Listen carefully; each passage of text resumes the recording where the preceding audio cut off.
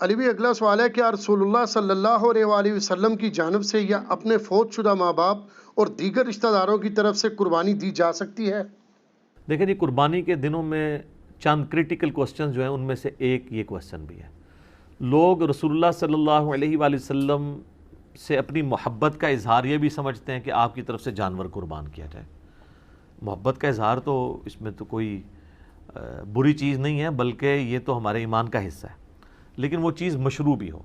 اس حوالے سے ایک حدیث پیش کی جاتی ہے جامع ترمذی اور سنن ابی داؤد سے کہ مولا علی علیہ السلام ہر سال 2 مینڈے قربان کرتے تھے۔ تو آپ سے کسی نے پوچھا آپ 2 مینڈے کیوں قربان کرتے ہیں؟ انہوں نے کہا مجھے نبی علیہ السلام نے وصیت کی تھی کہ اے علی میرے بعد بھی تم نے 1 مینڈا میری طرف سے قربان کرنا ہے،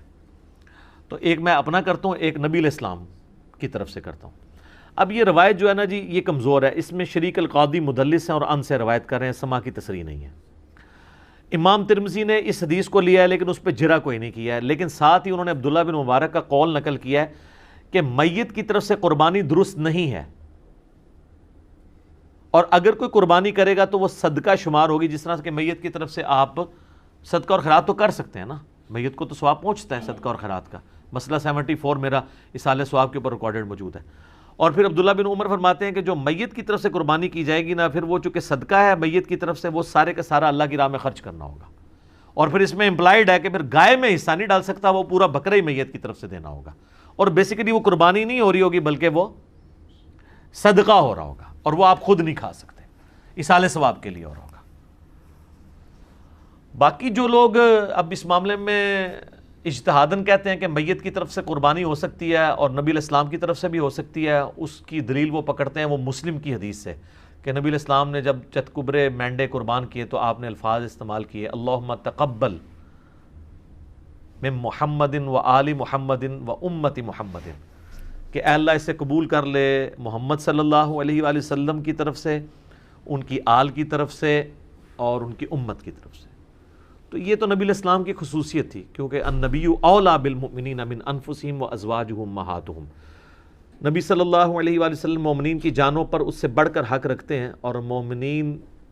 کی مائیں ہیں ان کی بیویاں جو ہیں نبی علیہ السلام کی۔ اس کانٹیکسٹ میں ایک حدیث بخاری مسلم میں ہے کہ جب اللہ تعالیٰ نے نبی علیہ السلام کو وسعت دی تو جب کبھی کوئی مقروض کا جنازہ لایا جاتا تھا نا، تو اس وسعت سے پہلے تو آپ کہتے تھے کہ جب تک اس کا قرضہ نہیں اترتا میں جنازہ نہیں پڑھاؤں گا، اور جب مقروض کا جنازہ وسعت کے بعد آتا تو آپ فرماتے ہیں کہ قرآن میں آیت ہے النبی اولیٰ بالمؤمنین من انفسہم و ازواجہ امہاتہم، تو میں سب سے زیادہ حقدار ہوں کہ میں اس کا قرض اتاروں۔ یعنی آپ علیہ السلام نے یعنی خالی اس رشتے کو اویل نہیں کیا۔ یہاں تو پیری مریدی میں لوگ کیا کہتے ہیں کہ وہ پیر کہتا ہے کہ مرید میرے لیے قربانی کرے کیونکہ میرا اس کی جان سے بڑھ کے اس پہ حق ہے، اور رسول اللہ کا تو واقعی ہم پہ ہماری جان سے بڑھ کر حق ہے، اور حضور کہہ رہے ہیں حق تو میرا ہے اس کے اوپر، لیکن جب اس پہ اس طرح کا وقت آیا تو میں اس کے روحانی باپ کی حیثیت سے اس کا قرضہ خود اتاروں گا۔ روحانی باپ تو ہے نا امت کے۔ صلاۃ بر محمد و آل محمد، اللہم صلی علی محمد و علی آل محمد۔ تو اس حدیث کے تحت لوگ کہتے ہیں کہ جی وہ جو نبی علیہ السلام نے کہا کہ میری طرف سے اور میرے گھر والوں کی طرف سے، آل کی طرف سے، امت کی طرف سے، تو کہتے ہیں پھر امت بھی اگر حضور کی طرف سے کر دے تو پھر میں یہ کہوں گا کہ یہ پھر مسئلہ اجتہادی ہے، ضعیف احادیث بھی اس کو سپورٹیو ہے، اگر کوئی دینا چاہتا ہے ضرور دے، لیکن گائے میں نہ حصہ ڈالیں، اللہ سے ایک بکرا دینا چاہتا ہے ضرور دے۔ اور پھر جس طرح ابن مبارک نے فرمایا، عبداللہ ابن مبارک نے امام حنیفہ کے شاگرد ہیں، امام حنیفہ کے شاگردوں میں سے ہیں اور امام بخاری کے دادا استادوں میں سے، کہ پھر اس طرح کا گوشت خیرات کیا جائے گا۔ باقی یہ ہماری جذباتی ایفیلیشن ہے۔ مجھے بتائیں کہ رسول اللہ صلی اللہ علیہ وآلہ وسلم اس کام سے خوش ہوں گے جو انہوں نے امت کے ذمہ لگایا ہے کہ امت کرے، یا اس کام سے خوش ہوں گے جو امت کے ذمہ لگائے نہیں ہے اور امت دھونس اور زبردستی کے ساتھ اتری ہوئی ہے؟ چلیں اگر آپ مولا علی والی حدیث سے پلی لیتے ہیں، وہ تو مولا علی کی ڈیوٹی لگائی نا، حضور نے امت کو تو نہیں کہا میرے بعد میرے نام کے کرتے رہنا، پھر بھی آپ اگر ان الفاظ پہ بھی جائیں گے تو وہ مولا علی کے لیے۔ اچھا اب آ جائیں یہاں پر، اگر آپ کہیں عام امتی، تو عام امتی کے ذمہ جو کام ہے نا سر، وہ سورۃ الاعراف آپ پڑھ کے دیکھیں، میں نے پہلے بھی کئی دفعہ یہ چیز بیان کی ہے، میں آج پھر بیان کر دیتا ہوں۔ نبی علیہ السلام کا جہاں پہ ذکر خیر آیا نا کہ اگلی کتابوں میں آپ کا ذکر ہے، 157 نمبر آیت ہے، اللہ تعالیٰ نے فرمایا اعوذ باللہ من الشیطان الرجیم الذین یتبعون الرسول النبی الامی الذی یجدونہ مکتوبا عندہم فی التوراۃ والانجیل، یہ اس نبی امی کی پیروی کر رہے ہیں جس کا ذکر لکھا ہوا پاتے ہیں اپنے پاس تورات اور انجیل کے اندر، یأمرہم بالمعروف وینہاہم عن المنکر، جو کہ انہیں نیکی کا حکم دیتے ہیں، ان کو برائی سے روکتے ہیں، وَيُحِلُّ لَهُمُ الطَّيِّبَاتِ، اور حلال کر چیزیں ان پر پاکیزہ چیزیں حلال کرتے ہیں، وَيُحَرِّمُ عَلَيْهِمُ الْخَبَائِث، اور جو خبیث گندی چیزیں ہیں وہ ان پر حرام کرتے ہیں اللہ کے اذن سے، وَيَضَعُ عَنْهُمْ إِسْرَهُمْ، اور ان پر جو بوجھ تھا وہ ان سے دور کرتے ہیں۔ ظاہر شریعت کی پابندیاں بوجھ نہیں ہوتی ہیں، بلکہ شریعت کی وجہ سے جو خام خواہ کے بوجھ آپ پہ ڈلے ہوتے ہیں وہ اتر جاتے ہیں۔ والاغلال التي كانت عليهم، اور جو ان کے گردنوں میں توق پڑے تھے وہ ان سے دور کرتے ہیں۔ خام خواہ کے ایک ان کی روایتیں چل رہی تھیں، جس طرح یہاں بھی آپ دیکھ لیں، جو ایک اللہ کا ہوتا ہے وہ پھر کسی بابے سے نہیں ڈرتا، اور جو اللہ کا نہیں ہوتا وہ جو قبر دیکھتا ہے، جو جھنڈا دیکھتا ہے اس کے آگے، یہ ڈرائیوروں کو آپ دیکھیں نا، راستے میں جتنے مزار ہیں نا دور سے یوں کرتے جاتے ہیں، یہ ان کی گردنوں میں توق ہے نا، اتنے ڈرے ہوئے ہیں، دور دور سے یوں کر رہے ہوتے ہیں۔ تو نبی علیہ السلام نے سب جھوٹے خداؤں کو سائڈ پہ کر کے ایک خدا کا تعارف کروایا، اور ہم نے آپ کو سارے جھوٹے بابوں سے ہٹا کے رسول اللہ کے قدموں تک پہنچایا۔ ما ضل صاحبکم وما غوی صلی اللہ علیہ وآلہ وسلم۔ پھر اللہ تعالیٰ فرماتا ہے فالذین آمنوا بہ، پس جو لوگ ان پر ایمان لائے، وعزروہ ونصروہ، اور ان کی عزت کی اور ان کی مدد کی،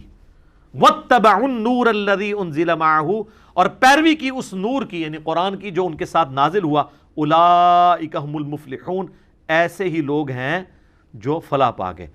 تو اللہ تعالیٰ فرما رہا ہے کہ رسول اللہ صلی اللہ علیہ وآلہ وسلم کے ساتھ محبت کا تقاضا یہ ہے کہ آپ ان پر ایمان لاؤ، قرآن کی پیروی کرو، اور رسول اللہ کی اس کاز میں جس کاز کے لیے وہ دنیا میں آئے ان کی مدد کرو۔ آج بھی رسول اللہ کی آپ نے مدد کرنی ہے، یعنی ان کے دین کی مدد کرنی ہے۔ یہ یعنی رسول اللہ صلی اللہ علیہ وسلم ہمارے محتاج نہیں ہے، لیکن جو ایک روحانی باپ کی حیثیت سے ہم پر حق ہے ان کا، جو بخاری مسلم میں آپ نے یوم النحر کے خطبے میں بھی کہا ہے اور یوم عرفہ کے خطبے میں بھی، کہ کیا میں نے اللہ کا پیغام تم تک پہنچا دیا؟ سب نے کہا یا رسول اللہ پہنچا دیا۔ آپ نے فرمایا اب تمہاری ذمہ داری ہے کہ اس پیغام کو دوسرے لوگوں تک پہنچاؤ۔ پھر 3 دفعہ آپ نے گواہ بھی کیا، اللہم اشہد اللہم اشہد اللہم اشہد، اے اللہ گواہ رہنا، اے اللہ گواہ رہنا، گواہ رہنا، یہ لوگ مان رہے ہیں کہ میں نے پیغام پہنچا دیا۔ تو نبی علیہ السلام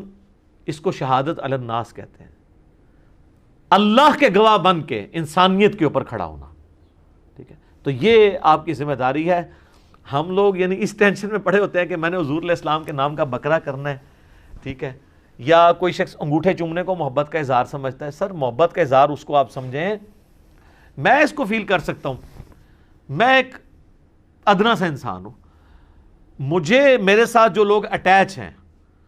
میرے لیے کوئی کھڑا ہو جاتا ہے مجھے تو برا لگتا ہے، یا کوئی میرے لیے جھک جاتا ہے یا مجھے کوئی پروٹوکول دیتا ہے تو مجھے نہیں لگتا، اچھا نہیں لگتا۔ مجھے اچھا وہ بندہ لگ رہا ہوتا ہے کہ جو ہم نے یہ دعوت توحید اور سنت کی دعوت بلند کی ہے اس کے لیے قربانیاں دے رہا ہے۔ یہ میں اس چیز کو سمجھ سکتا ہوں، ایک چھوٹے سے لیول پہ کام کرنے والا، اور میں اس کو فورس ہی کر سکتا ہوں کہ وہ جو شخص ہماری اس دعوت میں ہمیں سپورٹ نہیں کر رہا اور صرف جو ہے وہ آگے پیچھے پھرنے کے چکروں میں ہے، تو مجھے تو وہ کوئی کچھ بھی کنٹریبیوٹ نہیں کر رہا۔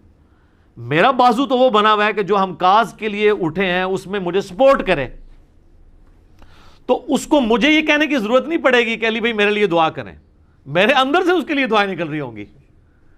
سیدھی سی بات ہے۔ اب جو لوگ بھی سوشل میڈیا پہ ہماری اس دعوت کو عام کر رہے ہیں، میں نے کئی لوگوں کو دیکھا تک نہیں ہے، لیکن میرے دل سے دعا، کوئی اچھا کلپ کسی نے اچھا تھمبنیل بنایا، میں اس کے لیے دعا میرے دل سے نکلتی، یار یہ اس کاز میں ہمیں سپورٹ کر رہا ہے۔ تو رسول اللہ صلی اللہ علیہ وآلہ وسلم کے تو ذمہ اتنی بڑی ذمہ داری اللہ نے لگائی ہے، وَمَا أَرْسَلْنَاكَ إِلَّا كَافَّةً لِلنَّاسِ بَشِيرًا وَنَذِيرًا،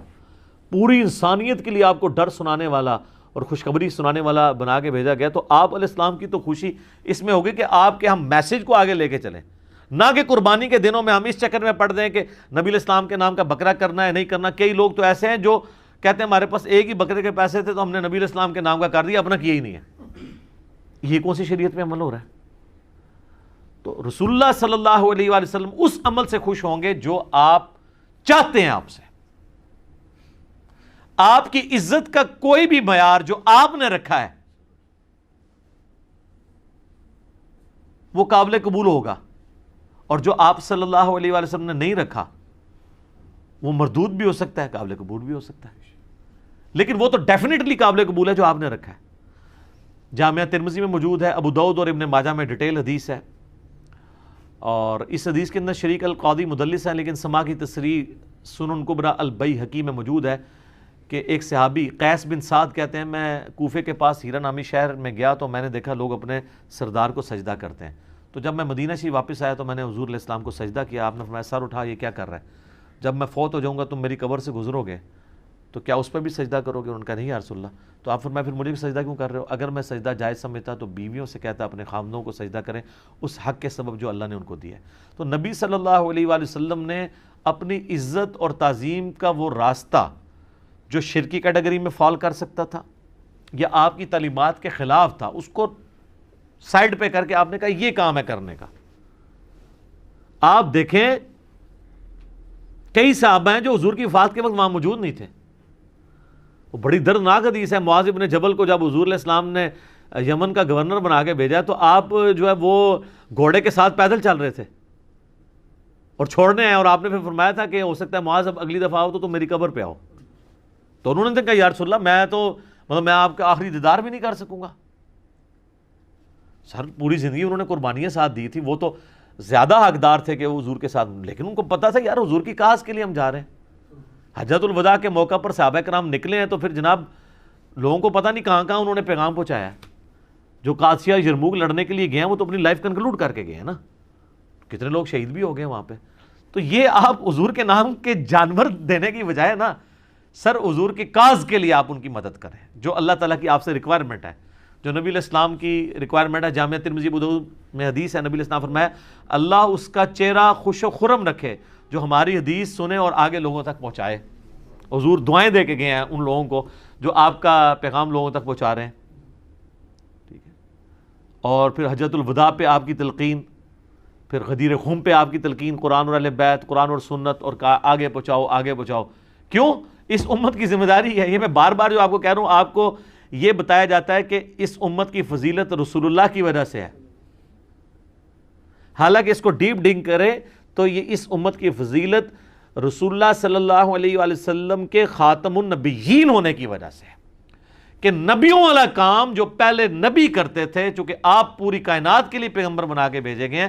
وہ آپ کے بعد چونکہ اب نبی کوئی نہیں آنا تو وہ کام آپ کی امت کو ٹرانسفر ہوا ہے۔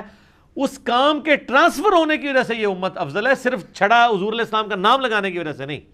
اور اگر آپ یہ کہیں میرا اجتہاد ہے تو میں آپ کو قرآن کی آیت پیش کروں گا، کنتم خیر امۃ اخرجت للناس تأمرون بالمعروف وتنہون عن المنکر وتؤمنون باللہ، تم بہترین امت ہو جو لوگوں کے نفع کے لیے نکالے گئے ہو، لوگوں کو اللہ کی طرف بلاتے ہو، یعنی لوگوں کو نیکی کی طرف بلاتے ہو، برائی سے روکتے ہو اور اللہ پر ایمان لاتے ہو۔ ایمان تیسرے نمبر پہ ذکر ہوا ہے کہ ایمان سچا اس کا ہے جو لوگوں کو اللہ کی طرف بلائے، نیکی کے کاموں کی طرف بلائے، برائی سے روکے۔ تو نبی علیہ السلام کا منصب تو یہ تھا، اور آپ کی مدد آپ نے اس طریقے سے کرنی ہے۔ یہ حضرت عیسیٰ علیہ السلام اپنے ساتھیوں سے جب کہہ رہے ہیں من انصاری اللہ، تو کوئی مطلب نعوذ باللہ من ذالک کو دنیاوی طور پہ کوئی فوڈ چین کھولنے کے لیے تو نہیں وہ کہہ رہے تھے، دین کے مدد کے لیے۔ تو حواریوں قال الحواریون نحن انصار اللہ، ہم جو ہیں وہ اللہ کے مددگار، اس کے دین کے مددگار ہیں۔ تو رسول اللہ کے نام کے بکرے قربان کرنے کی بجائے نا آپ دین میں ان کے لیے مدد کریں اور اس دین کے پیغام کو پہنچائیں، یہ ہے کام کرنے والا۔ تو باقی ساری چیزیں تو ثانوی ہیں، باقی آپ اصالہ ثواب کے اوپر مسئلہ 74 میرا دیکھ لیں، 10 لاکھ سے زیادہ لوگ وہ یوٹیوب پہ ویڈیو دیکھ چکے ہیں، بلکہ 1.2 یا 1.3 ملین کے قریب لوگ دیکھ چکے ہیں۔ اس میں میں نے اصالہ ثواب کی ساری شکلیں بیان کی ہیں، تو اس کیٹیگری میں یہ ضرور فال کرے گا۔ قربانی والا مسئلہ جو ہے وہ مختلف ہے، باقی وہ جو حدیثوں سے سہارا لیتے ہیں وہ روایتیں کمزور ہیں، اور پھر زیادہ سے زیادہ مولا علی کی خصوصیت ہوگی، اور باقی رہا رسول اللہ کا کہنا کہ محمد آل محمد اور امت محمد کی طرف سے قبول کر، تو یہ نبی علیہ السلام کی خصوصیت ہے۔ ورنہ تو آپ بھی جب پھر قربانی کریں تو آپ بھی کیا پھر یہ ساتھ کہیں گے کہ میری طرف سے، میرے گھر والوں کی طرف سے، رسول اللہ کی طرف سے اور پوری امت کی طرف سے قبول کر، لہٰذا پوری امت نے کرنے کی ضرورت ہی نہیں ہے، ٹھیک ہے، اس طرح تو نہیں ہے۔ تو اس جو خصوصیت والی چیز ہے اس کو اس طریقے سے دیکھنے کی ضرورت ہے، ٹھیک ہو گیا۔ جزاکم اللہ۔